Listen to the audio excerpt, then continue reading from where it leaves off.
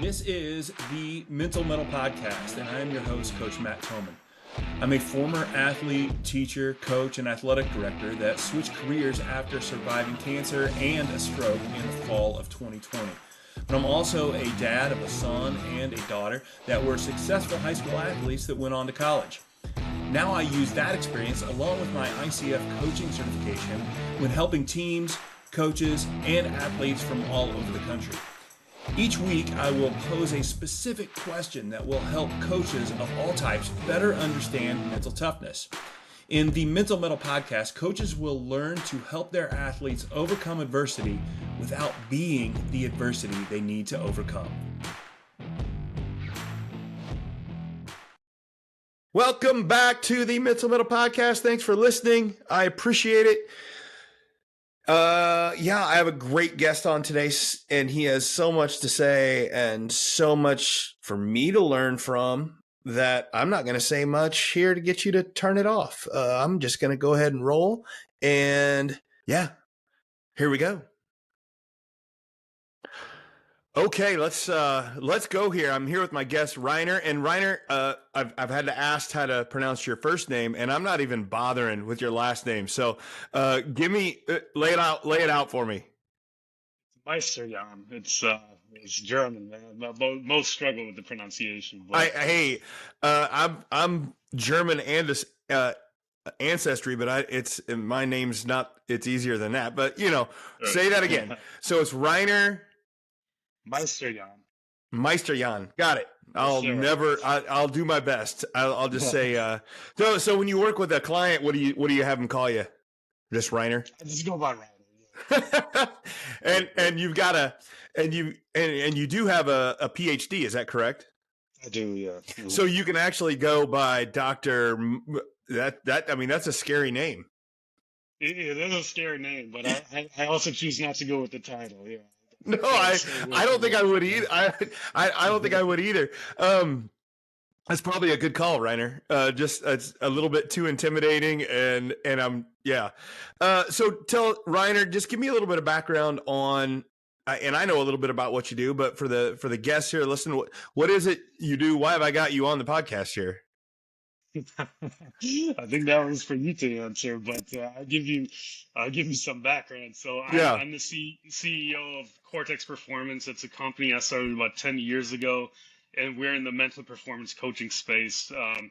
Similar to you, I like our focus has been primarily on basketball, and more recently we've also started branching out more into business. We're looking at the entertainment space. But essentially what we do is we offer proactive mental performance coaching as well as assessment, and look to really, I guess, put the mental game in the foreground and get folks to embrace it more than what's been the case traditionally. We want to make it engaging. We want to make it fun. We want it to be something that's an integral part of people's development in any of those three spaces I just mentioned.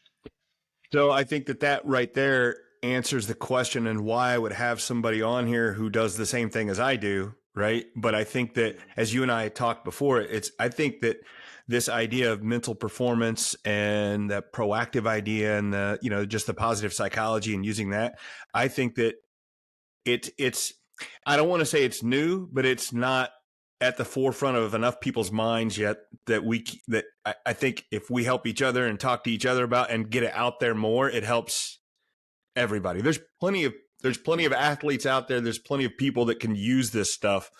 We're not, fighting for people to work with. Yeah, 100%. Yeah, absolutely. I mean, there's plenty of need and there's plenty of opportunity for athletes and coaches and teams to develop as well. And I think we're at a point now where the field has become increasingly more popular. It's become more comfortable for folks to engage with it. But I think there's still a lot of market confusion as well. And there's a lot of confusion around what's mental health, what's mental wellness, what's mental performance, and how do those different areas interact with one another. Yeah, I think that one of the issues that I have is when people come to me or think about working with me, they assume that it has to be because there's quote unquote an issue, right? Or something wrong. right? Right. And that's one of the biggest things that I struggle with is telling them you don't have to have an issue to be able to use this stuff. I mean, is that, do you find that as well or agree with that at least? I agree 100%. And what we've started looking at is like I think oftentimes there's companies and there's practitioners that are on the reactive side, and then there's folks that are on the proactive side. The reality is like we want to move people towards the proactive development, even though sometimes it starts in a reactive place. But we've increasingly also got more and more clients that are just simply looking to get better and that are not necessarily in, say, a shooting slump or something like that. Yeah, I think it's because when we talk about mental health, there's still, and we're getting so much better at it in the last 10 years or so, but with the stigma there that if you're working on mental health, it must be because you're mentally weak and then there must be an issue. And I don't think, I've tried to tell people and I don't know if this works or not, but like you go to the doctor if you have an issue, right? Like if you have a physical issue, but you can also go to the gym and hire a trainer to get stronger. And that's still building your body. And I always feel like this proactive mental performance is kind of like hiring a personal trainer just for your head, for your mind. And I don't know if I get that across correctly, but that's how it feels like to me. Yeah, that's a very good way of looking at it. I always look at what's being done on the physical side, and on the physical side you have you have doctors, right? So let's look at, say, like an NBA or like professional sports organizations. You have doctors that perform surgeries and stuff. That's where you're like in the red basically, which you might equate with clinical mental health issues, where you're in a really bad place, and then you have the physios and athletic trainers that are maybe a little bit more in the middle, and that is somewhat similar to the mental wellness component, where sometimes it's a bit more reactive, sometimes it's a bit more proactive, right? And then you get into the strength and conditioning area, which is more comparable to proactive mental performance. So I feel like the mental model, in a lot of ways, when you look at it more closely, is very similar to the continuum that we see on the physical side. Yeah, and I don't think any athlete or any human really that knows much of anything would realize that, hey, if I go and I exercise and I work out and I work with some physical strength training and things like that, it's more likely to keep me from having, getting into the red and needing surgery or having an issue, right? Right. But we struggle to, I mean, I think it's a perfect analogy. I don't even think it's an analogy. It's just the same thing on the physical side and it's the mental side. But I think that we don't always look at it that way, because when we talk about, and you work with more pro athletes, or you have, but I see a lot of, when I'm working, I spend a lot of time working with younger athletes that the parents and the athlete have no issue going and having them do strength training, right? Like it's like, oh, we got to go get a guy or get somebody to do this strength training because we know we got to have this and we got to do this, but they don't invest any time into the mental.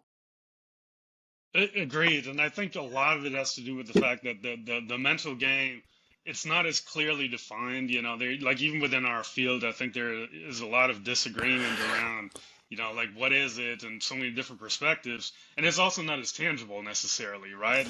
Like lifting weights, like you have something physical you can look at, you have something tangible you can do. With the mental, yes, there are tangible things you can do, but they're not as visible out in the public necessarily. Right. I think, yeah, no, it's such a great point. I always feel like not even with athletes, but as people get older and they want to stay, staying active, they know that lifting and running are two things that people do. And that's because you can see tangible results, right? It's so Mhm. you see those. And I think that it lends itself to seeing that improvement. Uh, how do you get by that as somebody who needs to find those tangible results? Like, how do you deal with that? How do you address that?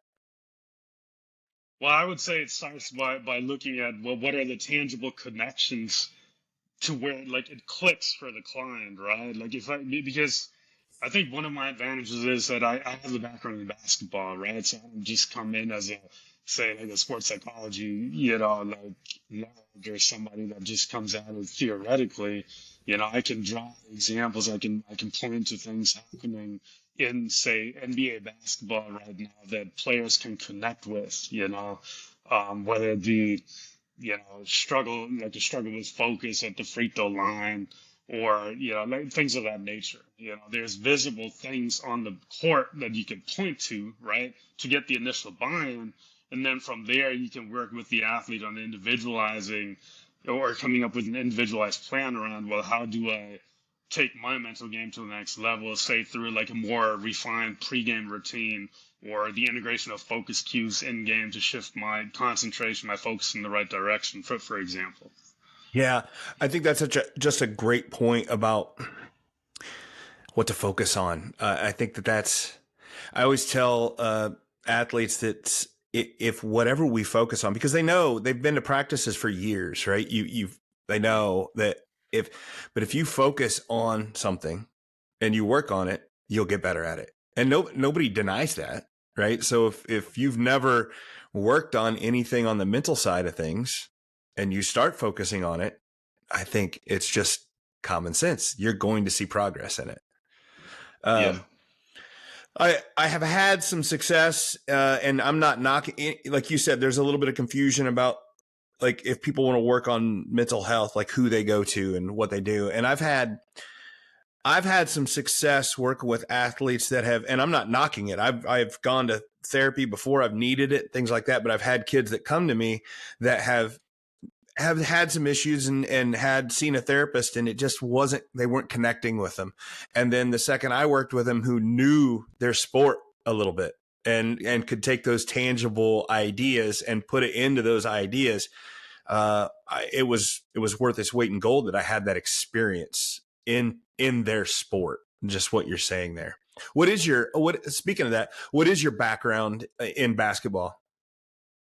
So I played college basketball for a small school way back in the day. Played semi-professional overseas back home in Germany for a season. Spent some time prior to that in the German club system. I started basketball pretty late, actually. I didn't really start playing competitively until I was about probably 13 years old, and was able to like get to a decent competitive level, given that I started out with like I started out late and with like a lack of resources at the time, I would say. But still play to this day. I still love playing pickup basketball, and I think sometimes that in and of itself is enough to be able to relate and connect with players because you can speak the language. Oh, absolutely. I think speaking the language is, I mean, when I work with kids, but even the athletes you working with are younger than you, right? So most of them, and if No, you don't, all of them. Let's well, just be okay, clear, okay. all of them. Yeah, um, thank you, though. I'm doing. Hey, I don't want to offend anybody. If you don't speak, I don't know. You're the one who said it. The nerd psychology, whatever. If you don't speak the language a little bit, it's harder to reach them. It is. It really is. Um. So, where are you based out of now? I'm in Charlotte, North Carolina. Okay. So you've done it for Yeah. 10 years, but a lot of it you've done, I know that's how I got connected with you, is you've worked with a lot of players overseas in the past 10 years or so. Yeah, and we still do that, and increasingly so, actually, as a matter of fact. So we have a lot of clients back home in Germany. I still go back there, once or twice a year, do a lot in the professional leagues within Germany, but then we've also expanded out into other countries. Most of what we do is remote anyways, and it involves some level of travel, but doing it remotely has worked for us for a long time. So we actually have clients all over Europe, and then sometimes even out in Australia, Japan. I mean, all over the world, really. Right. And that's how I got connected, because we have a guy that has worked with you, gave me his name, and on the podcast he already said your name. He was on my podcast, Skylar Bolin, and I think he's a perfect example of not having to have this huge issue to be benefiting from some performance coaching. because he is already any coach that's ever coached Skylar and anybody's seen him play or worked with him or knows him, he's already one of the most mentally tough, focused individuals I've ever seen on a basketball court. Yeah, I would 100% agree with that. Skylar, I've known him for a number of years now. Yeah, folks that are familiar with international basketball might have come across his name. And he's one of those guys that, in my opinion, has truly maximized his potential, right? And he's still playing, I'm sure, still improving in certain areas of the game, even at his age. And I think the one thing that Skylar has always brought to the table is that he understands how to combine vulnerability and self-reflection with a sense of conviction in himself and in how the game ought to be played. And I think that's a rare combination. You know, he's not afraid to take ownership of whatever he may be struggling with and address it, you know. Whereas a lot of players, I think hide behind the facade until they're maybe eventually ready to address what's going on internally so they can then take their mental game to that next level. I think it's a huge point. I was doing some stuff the other day, talking to somebody with some and some writing and talking to people, and just came up with this idea. It was a college athlete that I'd worked with, and she pointed out that she only started to get stronger in her mental game once she first became more vulnerable. And I don't think people understand that. And that's what keeps a lot of people from going in and getting some mental coaching, is because they're like, I think in athletics going up, you're taught to be tough. You're taught to not let them see you sweat, make it look like it's easy. Right. And it goes against a lot of what we know to be able to say, oh, I need to be vulnerable here and point out what I'm struggling with, what my issues are, because that's the only way that we figure out how I get better. No amount of athletic talent or physical ability can overcome a poor mindset. Anxiety, fear, and negativity will always diminish an athlete's abilities and limit their success. If you're not intentionally developing your child's mental toughness, then they are not reaching their full potential. Mental coaching provides the individual drills needed to build the positive mindset necessary for success on the court and in life. Contact today to schedule a free coaching session and start building mental toughness in your athlete. The Mental Podcast is brought to you by our friends at Quick Cut. Quick Cut is the new alternative to Huddle. It's no secret why Quick Cut is the fastest growing platform in the country. Their video analysis platform has everything you need. Plus, you'll get triple the storage at about half the price. And now get even more when you use the promo code 50hours for 50 hours of free video storage. Make the switch. You'll be glad you did. Visit quickcut.com today. Right. I think there are so many factors that go into that as well, right? Like for one, it's personality. You know, how willing is an individual to open up just based on their core personality? You know, some of that is informed by their upbringing, and then there's a huge cultural factor as well. Here in the States, I don't think young men are necessarily taught to express their emotions very well. Now that's changing a bit, right? Like in recent generations, but we still got a long ways to go. And you see similar challenges, and say like sometimes in Eastern Europe and then parts of Western Europe, it's a bit easier for athletes and for men in particular to open up, but there are a lot of nuances that go into it. And I'm not trying to generalize too much here about countries or anything either, but it's worth keeping in mind depending on who you have sitting in front of you. Yeah, and I don't want to generalize but too much, but I would tell you that the issues I have the most are with young men that I work with that are just like, I would say between 12 and 15. The parents want me to work with them, and they are, it is an age, and them being guys, it's really hard for them to open up and want to let somebody in. And it is hard. And I've worked with a lot of females around that age, and it's they open up quicker and we get more progress. And the guys, it takes me more time to pry open the door. And, it's like several sessions to even start getting across, like you said, through that facade. And it's tough. But it has to happen if you want to see progress. Right, right, right. So much of it, I feel like, is also informed by the media narrative. Like we really glorify this idea of toughness, Kobe, Mamba mentality, and all of that, right? And I think oftentimes we fail to look at how much vulnerability and an open mind plays a significant role in people's success. But that is not as sexy to put on TV necessarily. So, and a lot of, like, I think with young athletes, a lot of their mindset is shaped by what they're exposed to on TV. Yeah, and they don't pay attention that Kobe, towards the end of his career, that guy was doing meditation every day and he was focused, but that doesn't, again, they don't focus on that as much, right? Which is Right. to be able to sit in silence and meditate a little bit about your thoughts and what you need to do and stuff like that. That's scary for people. That's even vulnerable to yourself to do it. And Kobe was doing that stuff. So it's, I think we've made progress, but I think it's a good ways to go still, especially just, again, depending on the culture where you're at.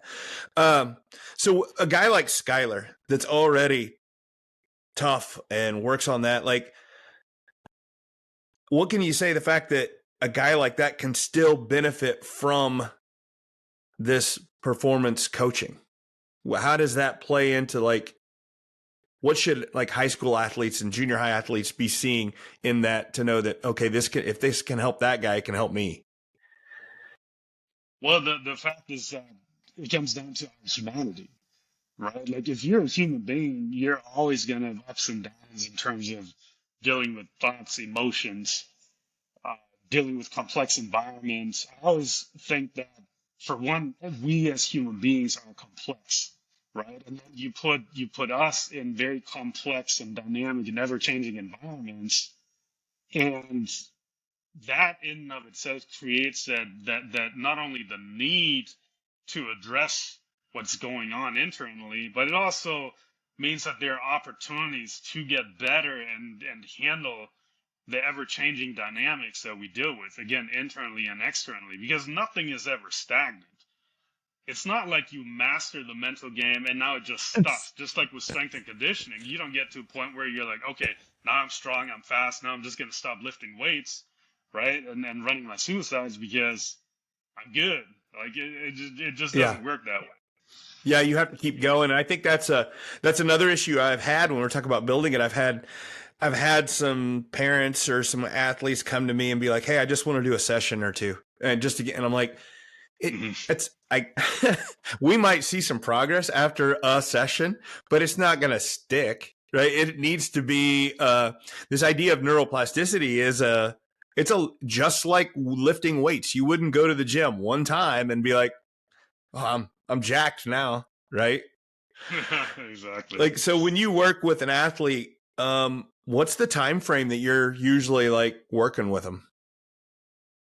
It varies quite a bit, to be honest with you. At a minimum, we always try to get 3 months with the individual. And honestly, we have athletes that have been with us for years and years, and sometimes the entirety of their careers. And of course, we are looking to help athletes learn how to rely on themselves more. And yet at the same time, there is this ongoing need for refinement of skills, mentorship. And I think the mentorship component moves into the forefront more after you initially maybe teach an athlete some skills to kind of up their mental game.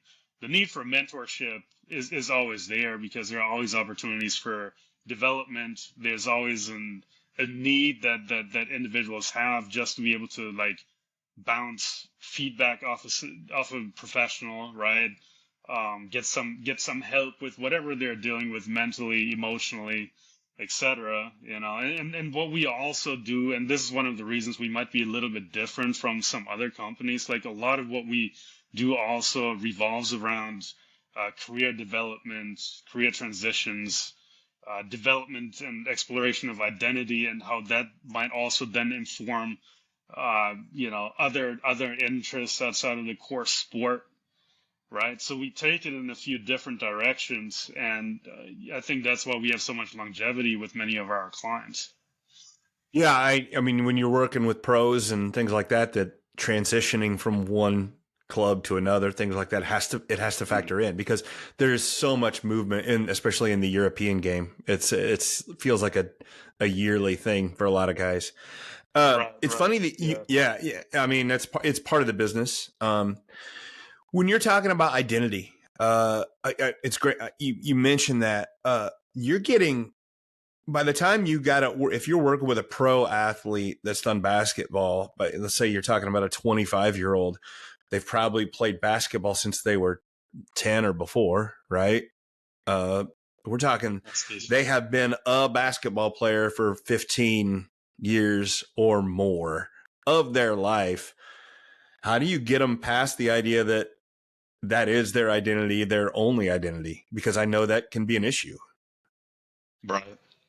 I think just through conversation and exploring what else matters to the individual, what else gets them energized, how, where are the transferable skills, especially with older athletes. Like, we have a handful of players now that are maybe in their 30s, and they're starting to think about, well, what's after basketball, once I'm done playing in a couple of years. Again, like, just this idea that we are complex as human beings, and our identity really can't be defined by a single thing, like a sport that we play, even though it might play a really prominent role in our sense of self for a period of time in our lives. Oh, absolutely. I had a guy, Henry Domercant, who played overseas for years and was, I don't know if you know him, but he's the head coach of the Windy City Bulls now. A great guy, but his career basically, he, had an injury, and so, I mean, it was a dead stop for him. And he talked so much to me about his identity just stopped just like that, and that how much of a struggle that is for an athlete whenever it's a career, completely changes the course of their trajectory for their life when they're just done with an injury. How do you see this? Like, if an athlete's already been working with you and knows some of these, you talk about making these basics over the 3 months. Like, how does that help them transition if something like that happens? Well, I think it can help with resilience. I think it can also help with, again, looking at transferable skills, looking at, I think purpose is at the core of everything we do. Purpose is at the core of everything that an athlete typically seeks, in my opinion, or like really any person, any professional, more so than winning or money or anything like that. Is like this sense of purpose. So I think through mental skills training, you can develop like a more like clear sense of purpose, even though that purpose might then change if an injury is career ending. Or, I mean, that's rare, obviously, right? Fortunately, it's rare, but being away from the game because you're out for a year with an ACL or something like that can also be a pretty significant blow. And that's where we oftentimes then work with athletes on, well, where can you sort of find that sense of purpose? Where is the silver lining in this? How might this be an opportunity to develop other facets of your game that are not physical, that are not on the court? Is it an opportunity to study more film, to read up on basketball philosophy, to seek out other mentors that play your same position and learn from them? No, it's all great points, and it's hard conversations to have, because I've worked with athletes like that just like had a season-ending injury, and a lot of times they know those things, but they don't want to face it, right? But you have to be, like you said, the silver lining. I think we have to find. I love to say that you have to find that things aren't happening to you, but they're happening for you, and it's such a mature idea, but sometimes we have to do that in life. I mean. So I've noticed that a lot, and as a lot of things do, if we talk about basketball, a lot of the ideas flow down, right? Like even if we're talking about how to play the game, like the NBA and Europe kind of changed the game and a little bit less post oriented. And now it's more, guard play, or everybody has to be able to flex or, stretch a little bit and guard. And that is filtered down through college into high school, all that. How do you see? I see more mental training done at the pro level. I see it coming down to the college level. How can we, as practitioners of it, how can we facilitate that move down into the younger ranks so they get that training faster? Any thoughts on that? A lot of it to me starts with educating parents and educating youth coaches. And a good starting point for integration always is on the court, right? Like maybe a young kid isn't going to be as willing or as ready to engage in weekly mental training sessions in the way that a college athlete might, but just working with coaches on integrating certain elements into practice. And that's where I also look at the crossover of sports psychology and motor learning slash skill acquisition, if you will. So providing, like, setting up like learning environments in a way that's less traditional, where kids can experiment, where they can try different things, where they can learn how to shift their focus from this to that. Because I think sometimes we're too prescriptive at the younger levels, and we almost try to create robots, and everything is always about fundamentals. And yes, there's something to be said for fundamentals and all of this, but there are more impactful ways of drilling fundamentals, and fundamentals also they don't need to be defined as narrowly, because there are different ways to be successful at executing skills and finding solutions in situations. Yeah, what's the title of there's a recent book. I don't know how recent it is. Is it How We Move? I forget are you aware of the book? I mean, it's saying that idea, if we just, like, if we can incorporate some of these mental ideas into the physical and make it commonplace, it doesn't have to be, oh, I'm working on this or that. And if we could get youth coaches to do those things, then it becomes commonplace as they move up. Which, a youth coach says, hey, we need to make sure these kids know how to dribble with their left hand, just like we need to be able to understand that these kids need to be able to have a positive self-image, or, it should be just as important. And I think I love that answer, that it's just educating. Another issue that I have that I see sometimes, and I want to see your opinion on this. I don't know if you get this with clients or whatever, but I get a lot of times somebody will come to me, talk to me, whatever, and then we talk a little bit, and then they just take the wait and see approach. They're like, well, we're just going to wait and see if it just gets better on its own, or I'm sure it'll develop on its own. Is that something you see? How do you counteract that? How do you deal with that? Well, I think you address it head on. We've certainly seen it with clients that reach out, or potential clients that reach out, and they kind of want to fill it out, and they're kind of interested but not ready to commit. And so I'm just direct about, hey, look, this is what I'm seeing. Here's how I think this could benefit you, but you're the one that needs to make the commitment to it, because if the commitment isn't there, then the results are not going to come, most likely. I agree with that, because I have early on in my business doing this, I took a couple clients that a parent wanted me to do it, but the kid wasn't involved. And you have to be a willing participant to have this stuff go. And part of that is, I think, on the coach or on the therapist or whatever, to help them be a little bit more engaged, but it really works best if they commit to it. I don't know if that's something you see, or, No amount of athletic talent or physical ability can overcome a poor mindset. Anxiety, fear, and negativity will always diminish an athlete's abilities and limit their success. If you're not intentionally developing your child's mental toughness, then they are not reaching their full potential.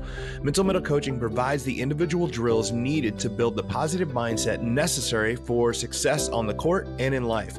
Contact today to schedule a free coaching session and start building mental toughness in your athlete. Yeah. Yeah, absolutely. We started using the acronym ATM, which actually stands for the components of our approach, assessment, training, and mentorship, right? And so anyway, so similar to ATM, like you have to deposit, you have to make deposits, not just financially, but more so in terms of effort and time as an athlete, in order to be able to make withdrawals. Right? Like you're not going to reap the benefits if you don't invest in the process, right? Like us as mental coaches, we're not there to do it for them. Right.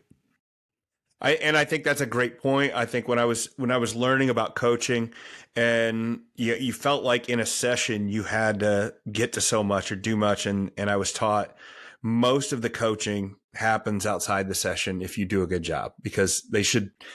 If you're opening some ideas, giving them some suggestions, you're doing things, but it really has to be them that starts implementing it. Because honestly, I mean, if you're only talking to somebody an hour out of a week, that's a pretty small amount of time. Really, they have to start doing it on their own. Right. No, I really like the ATM stuff. I used to say, or I still say it, the first step where they have to recognition, and then the second part is repetition on stuff. And it's the same idea, right? You have to, and it's that vulnerability piece. Again, the assessments are sometimes very vulnerable. You take these assessments, and it's not just, I know there's things like strength finders, which are fantastic, but sometimes you got to figure out what you're not good at, and start to work on that as well. It's both sides. Wow. I suddenly ran out of questions all of a sudden. So what, like, you got me, I talked myself into a hole here. Give me some, talk to me about how to, just the overall idea and the philosophy. And you talked about purpose. Okay. So your business, what's your purpose? Like, how do you know when you're doing it right and you feel really good about what you're doing? But that is such a great question, because it's not a simple answer. Of course, it'd be easy to say, well, I know that I'm doing well when my athletes are performing better or performing more consistently. And yes, sometimes that is the answer. But then sometimes we also do, and it's not just athletes, it might be coaches, it might be executives, right? But in any case, I think sometimes it's more so through the overall growth that you see in a person over time, even if it's not immediately reflected in the results, if that makes sense, because everybody operates on a different timeline.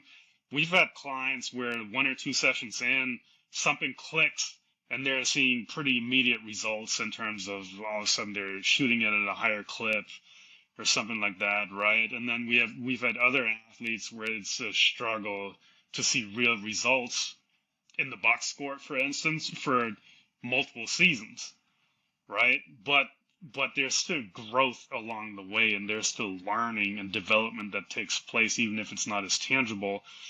And I think we know that we're doing a good job as a company through the feedback we receive along the way and through the longevity that clients have with us. People don't stick with you if they don't believe that you're making a tangible difference on some level. Yeah, it's such an interesting idea, because we want, as athletes, I played too, you played, like, we want wins, right? And but we really danger ourselves a lot if that's our only goal. Right. It seems counterintuitive sometimes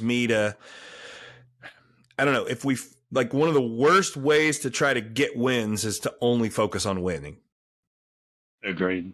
Does that make sense? Like, And I don't understand. I struggle how to tell people that, right? That if you do these things, we'll probably get more wins, but we're not going to do it by just focusing on winning.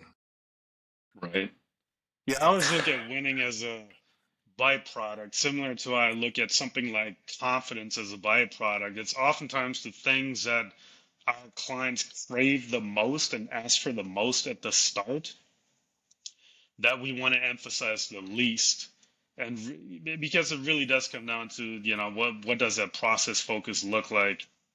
Where can you develop and establish consistency in the things that ultimately contribute to winning, contribute to confidence, without making your self-worth dependent on those things that may or may not come. It is so much of a win is outside of a one individual's control. Right. And that's so hard for people. It's interesting. I have this client. I would say it's one of my more successful clients. I've had the parent that hired me. She is one of my biggest believers. She will preach from the mountaintops about the job and that I did and all that. And the end result of me working with this woman or her daughter who was in college was that her daughter decided not to continue to play. Wow. And some people would be like, well, you didn't do your job there. And the mom was like, no, this was like, she understands herself now so much better, knowing that she doesn't need to play to be a successful human. And it's funny. It's hard for me to put that out that that I started work with an athlete and the end result was that she's not playing anymore. And everybody's happy with that. Right. And it was probably the healthiest and the best thing for her. And we don't always think what we know or what we think we want isn't always what's best for us. And sometimes you figure that out along the way. I don't know if you experience anything like that. You're probably not going to tell me that you make athletes quit their sport, because it's not something I would put on my flyer. Right. Yeah, it resonates deeply though. And we've certainly had athletes, and I got to think about this, where it probably was headed in that direction. We had somebody last year that decided to discontinue their career, actually, as a matter of fact. And the reason I'm saying it resonates deeply is because I think at the core of what we do is like this idea of helping an individual connect with their identity and with their purpose, which can be multifaceted. And the sport can be one part of that, right? And sometimes disconnecting from the sport and shifting your purpose somewhere else and putting your identity into other aspects of your life is what makes the biggest difference. And I'm fine with that. I am absolutely fine with that. I also don't believe anymore that it's about getting the very best out of an athlete in terms of what they physically may be capable of. I think it's about getting out of the athlete what the athlete truly wants to get out of themselves. In giving to the sport, make sure you're finding what it can give you as well. It's such a reciprocal relationship. And that's why I work with athletes, is because, and you know this, and most people know this, that the benefits of playing a sport as a young kid growing up it's so beneficial for life. But that's not true if you're not doing it the right way. Right. And Absolutely. so I work with a few athletes that go on to get scholarships or working on to go get pro from college, but most of them aren't. And that's okay. If they're getting the best out of their high school career and be able to take those, as you said, transferable skills, that's the goal, right? Yeah, absolutely. That's where it's at. Right? Which is, it's so useful. I love it. So, just a couple more questions here. I would love to get what is you mentioned the word confidence, because everybody knows so much of this is tied to confidence, and you can perform so much better if you have confidence, right? What's your definition of confidence?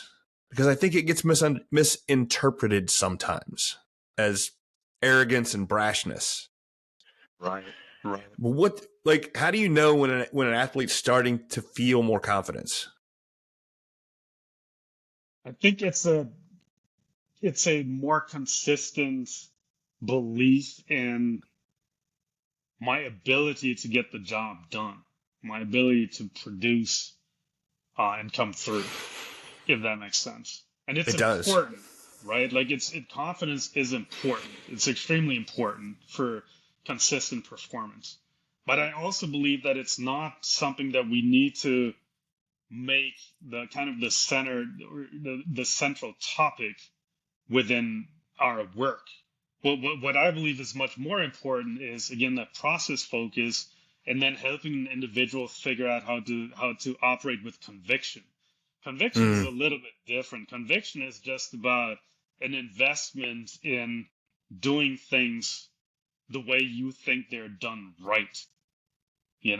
Working hard, taking the open shot when it's available, even if I'm not feeling 100% confident that I may make it, but I know through my conviction that this is a good shot, like an open shot ought to be taken. And then eventually confidence will follow, It's my job. This is my job. This is what I'm supposed to be doing. I have conviction in my job and what I'm here to do. And a lot of times it's somebody else might have confidence in you and you need to have that conviction. Like you got brought in here for this game to do that. So have the conviction in that. I like that a lot. Yeah. What about, maybe I'm wrong here, but people talk about motivation a lot. And I feel like motivation sometimes is overrated because it disappears at times. Right. And we still have to go play and we still have to work. I like conviction. I like the idea of conviction better. Right. Well, motivation is also not as simple as a lot of people make it out to be. No. Something that we look at is what are the underlying motives that drive behavior. And once you understand what the motives are that make an individual tick, then you can also frame your messaging in ways that resonate with the individual. Because what I say to you might resonate with you, whereas it may not at all resonate with somebody else. Right. And that's why, yeah. Go ahead. No, and that's why it's so important with the assessment pieces. So you start to understand an individual, what resonates with them more than it's not a one size fits all motivational thing. Yeah, exactly. Yeah, I think, again, motivation gets simplified too much. Yeah, coaches talk about it all the time. Everybody says, well, you got to have internal motivation. Internal motivation is better than external motivation.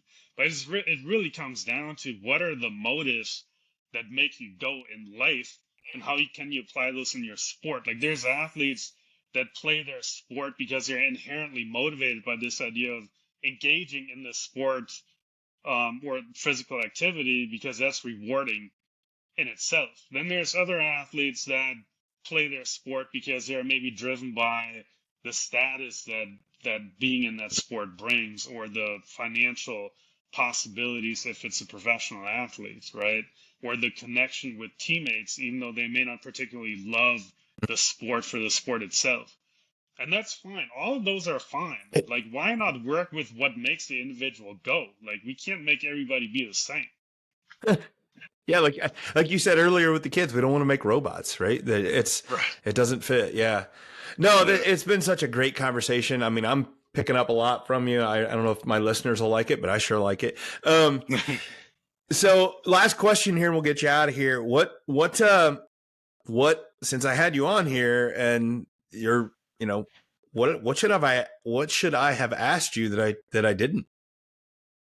Oh, that is always such an excellent question. It really, people don't understand the power of that question, but I use it with clients all the time, right? Mm-hmm. I think a good question might be that we didn't address is like kind of how does what we do now inform what we do next? Think about that all the time in terms of evolution as a professional, and then us as a business, right? Like, where do we go from here so we don't get stagnant? I think our philosophy has changed significantly over the years, in part because we try to apply what we preach and teach to our athletes, Mm-hmm. which the whole thing really is about development, much more than it is about results. It's about development, it's about self-reflection, it's about innovation and creativity. Those are aspects that I really enjoy about the job and about our field as a whole, and they don't get emphasized enough, right? So we're Yeah. looking at what's the next version of Cortex Performance, what's the Mm. next version of Reiner, so we don't ever rest on what's working now, because maybe it's not the right thing anymore tomorrow. You know? You're playing chess, not checkers, as they say, right? I guess so. Yeah, you know what I mean. Setting up Yeah. one move to go to the next one. Where am I trying to go? Not just it's exactly what you were saying with your athletes. You're being more proactive than reactive, and that's it takes thought, though, Reiner. It does. Hey, Thanks for I've the really question. no, it's good. It's got me soul searching a little bit. So I ask you a question, and then you've got me thinking, which is that's good conversation, man. Okay, Reiner, it's been great having you on. I'm sure you're a busy guy. You got stuff doing, so we'll hopefully we'll stay in touch and we'll talk again sometime. I sure appreciate absolutely. it. Yeah, thanks for having me. Appreciate it. You bet. You can't make chicken salad out of chicken feathers, or perhaps you've heard it or even said the other version. Regardless, good coaches should not blame a lack of success on the players they get to coach. It's a lame excuse, and I'm sorry if that ruffles your feathers. But it's your job as a coach to develop your players. If your athletes lack skill or mental toughness, it's your responsibility to develop it. But how do you make today's athlete tougher without risking breaking them? Well, Mental Metal Coaching now offers professional development for coaches, explaining how to do just that. The program is called Ember to Inferno, Building Mentally Tough Athletes. It teaches real tools and tangible methods that are proven to increase the mental health and toughness of athletes.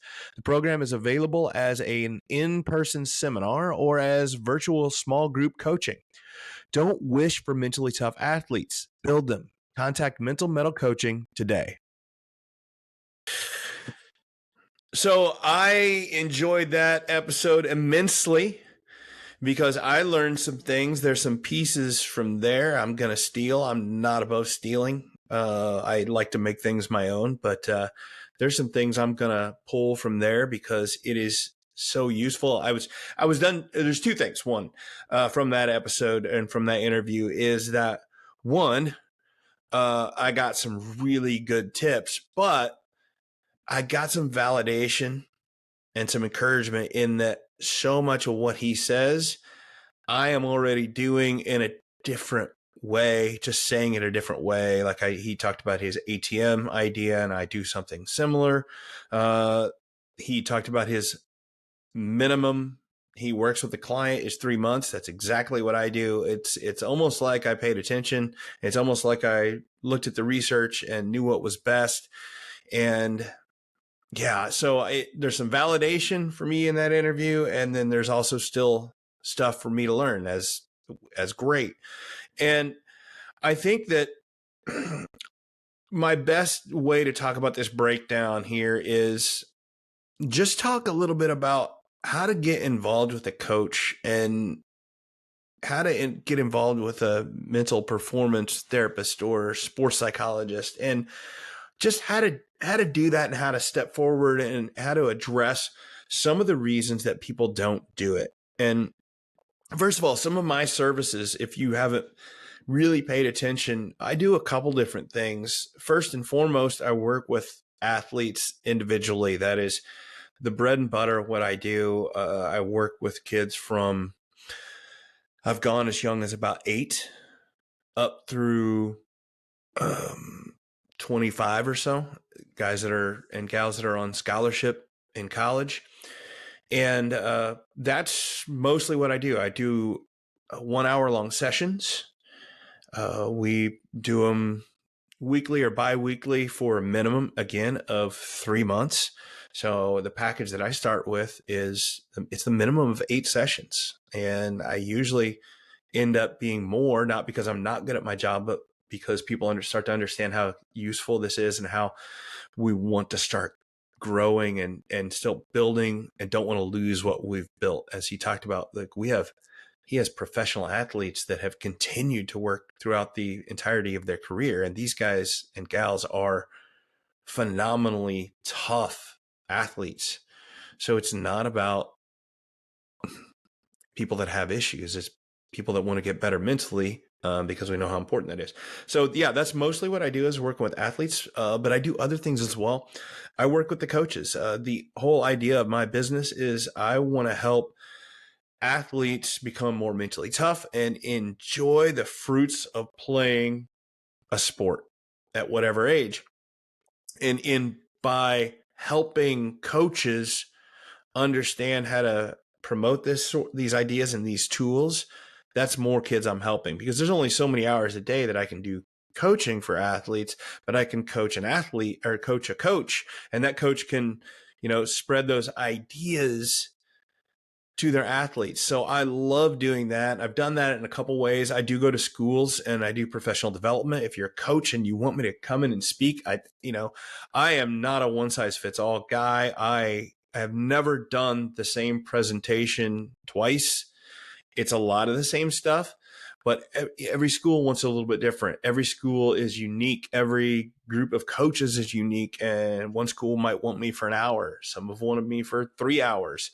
Some have wanted me for 90 minutes, and some have wanted me to do breakout sessions, and some just want me to show up and speak for an hour. And I can make all of that work. And I do, because I have enough material to be able to do that. Now, obviously, the more that you work on stuff, the more tools you have, the more application you get, the longer you're there.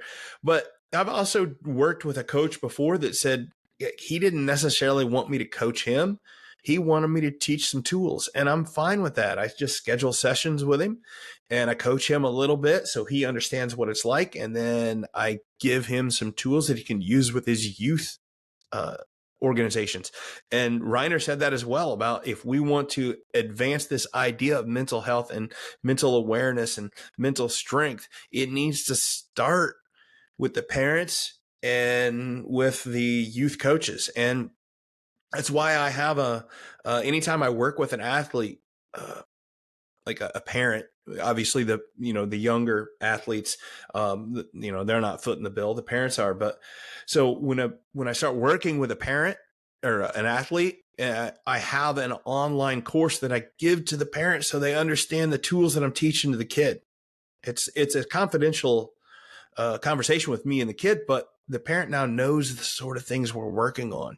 I'm trying to educate the parents, not that they're ignorant or we're doing it wrong, but it's not part of our culture or the sports culture, to focus on these mentality things. And I want it to be. So that's why I put that out there. And for the athletes, I have some for coaches. So if you are interested in increasing this idea of how important mental toughness is, and not just spouting that kids need to be more mentally tough, because that's not doing anything, that's just complaining. If you are actually genuinely wanting ideas to help increase the mental toughness and the mental health of your athletes, your kids, email me, contact me, and know that I want to help, and I will find a way to fit it in your schedule, in your price point, in whatever you need. I am here to help. I do this for a job. I do this for a business, but I'm really doing this for what I feel are the right reasons, and that's to advance this. And there's there's several reasons people don't do it. I mentioned it in the interview, the wait and see approach. It's the same as saying not doing nothing. Like the fact that you don't get credit points for contacting a coach or a therapist and then saying, well, okay, I enjoy the conversation, but I think we're going to wait and see. Like, that doesn't help. The sooner you start working on these things, the better. I think, I've had a guest on here, Jason Welch, said the best time to plant a tree is 20 years ago, but the second best time is today. And it's waiting doesn't help. Again, it's not about waiting and seeing if things get better. It's we know that mentality helps everything. If you're having the right ideas and the right focus, that it's going to help. Well, that's more time. If you have the right focus, that's more time to have the progress that you get from that focus. Another problem that people don't want to do it is it's awkward. They feel that the kid thinks it's going to be awkward, and I will address that. It is at first. Of course it is. That is where some of my experience comes in. I was an educator for years. I was a basketball coach. I taught high school, but I was also a junior high and a elementary administrator. So I really feel like that my education degree and my master's in educational leadership really helps me connect with kids and understand the kids a lot and be able to connect with them and get past that awkwardness. Because it's real and it's something that has to be addressed. So I find I coach in a way to do that. So the awkwardness, yes, if your kid says, I don't want to do it, it's going to be awkward. Say, I know it is. Don't say, oh, I don't know. It might not be. Yeah, it's going to be awkward. Of course it is. This is some strange guy either meeting with or being on a Zoom with. Of course it's awkward, right? I'm aware and I'm ready for that. Another thing is people don't think it's worth it. What's the ROI? I think that I get that. Well, one, I don't think I work with people sometimes on making sure it's manageable, the price. I got to go different packages. But the ROI is to see your kids start to play with more confidence and to stay with more focused and be able to have a conversation with you about athletics without it being a sore spot in an argument all the time. I've had one dad that said the best thing you did was I can now actually talk to my kid about the game without us getting into an argument. And what's that worth for as a parent? I don't know what to say when people say, well, I don't know what the benefit is and if it's worth it, other than it is. This changed my life. Coaching changed my life. I've seen it change the lives of a lot of people that I work with. And I think you owe it, at least for the fact that I do give a free session, because that's part of the awkwardness and the not sure it's worth it. That's why I give a free 30-minute session. All right. Because I don't want that to be a barrier. I want people to experience it and see what it's like and see if they enjoy it and see if it's a good fit. Because I mentioned in the interview as well, if a kid, I try to convince kids and I try to get them excited about it, but I've worked with kids before that don't want to be there. And if I don't think it's the right time in their life for it, that some other things need to happen first before you hire me to come work with them, I'll tell you. I say that because it's awful, right? If I'm working with a kid that doesn't want to be there, yeah, that's like pulling teeth. It's not any fun for me either. So I think the entire idea is that I just think that we need to change in athletics. I think most people know how important mental is. And if you really came down to it, they know that, the mental preparation and the mental strength is probably more important than the physical things. If it really came down to it, most people would agree with that. But very little is done about that other than just hoping it develops. And that's what I want to change. I want people to say it is worth our time and effort and money to put some of all of those into the mental health of our kid, because it's a different world now than it was whenever we were growing up. And I can't change that. I'm not going to complain about it, but I can help kids prepare for it. I can help coaches help their athletes prepare for it, because it is a different world. And the kids that are able to navigate this world and these issues and pressures, they're going to be the ones coming out on top at the end, and they're going to be the ones be successful in life and their careers. And if you're able to handle all these pressures and all this anxiety that comes with sports these days, the better off a kid's going to be when they grow up. It's just, there's so much of what I'm putting out here that is simple, but it is, it's scary because you do have to be vulnerable. You have to find the time. You have to invest into it, but it is so worth it. So that's my commercial for the day. Hopefully you enjoyed this episode. I was just really decided it was a time for me to be able to promote what I do and stand convicted in it.